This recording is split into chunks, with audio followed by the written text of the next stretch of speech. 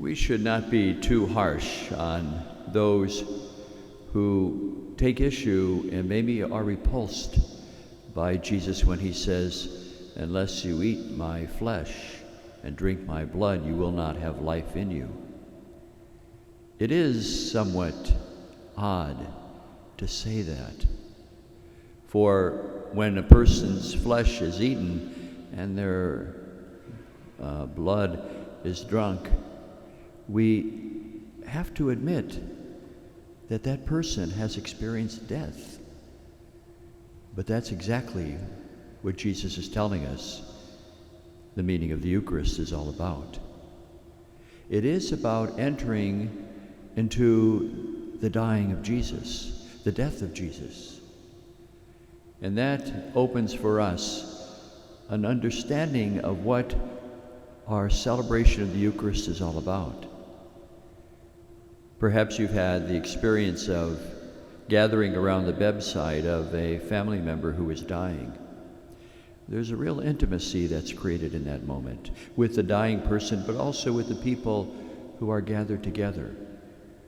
There's a greater sense of presence to each other, an appreciation of each other's vulnerability, of shared vulnerability in life. And that's what Jesus does with us in the Eucharist. Jesus doesn't just make an appearance, present in the sense of showing up, but he's present to us. And he's that close to us in the intimacy of a person who's dying. And that is what we really mean by the real presence of Jesus in the Eucharist. He wants to be that present, that close to us, that intimate kind of presence with us, which will help us realize we're not alone in our difficulties. But there's also something else that's unique about Jesus dying. It's not the period at the end of a sentence, but it's a passage. Jesus' death is not the end, for he rises from the dead. And that is an understanding for us that we must grasp with as well, that the kind of dying we experience each and every day, maybe in moments in which we have to sacrifice for others, or maybe when we're put down, or maybe when we have disappointment, that it's not the end of the story, that it is a passage that opens to something new. For the only death we proclaim is the death of the Lord, which is not the period at the end of a sentence, but it is a passage that gives us hope.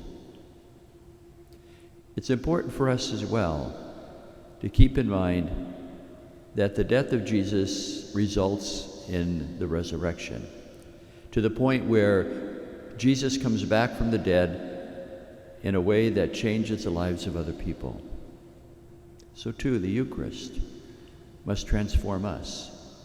That when we enter into the dying of Jesus, when we eat his flesh and drink his blood and are that present to him and realize that death is not the end of our lives, that something changes in us to the point where our relationships with other people are different. That we do make a difference in their lives. We're not afraid to give of ourselves in sacrifice. We're willing to die in a sacrificial love for those who are in need in our families, simply because we know that the only death that matters is the death of the Lord, which is not the period at the end of a sentence, but rather it's a passage, and that we can make a difference in their lives. Yes, there is something very stark and maybe even repulsive on its first face when Jesus says, "Unless you eat my flesh and drink my blood, you have no life in you." But it is a reminder that in the Eucharist, we enter and are with the dying Jesus. The Jesus who calls us to gather around the table in which we share intimacy with him, and he's so present to us in our need. A Jesus whose death is not the end, but a passageway to something new that should take away the fears that we have of dying at the end of our life, but also throughout our life in which we sacrifice. But also realize that when we leave the Eucharist, we too have been transformed to the point that we begin to make a difference in the world and the lives of other people. Just as Jesus coming back from the dead changed all of human history and the way that he related to those disciples. So today, keep in mind those words. This is the bread that came down from heaven. It is not like what your ancestors ate and still died, but whoever eats this bread and drinks this cup will live forever.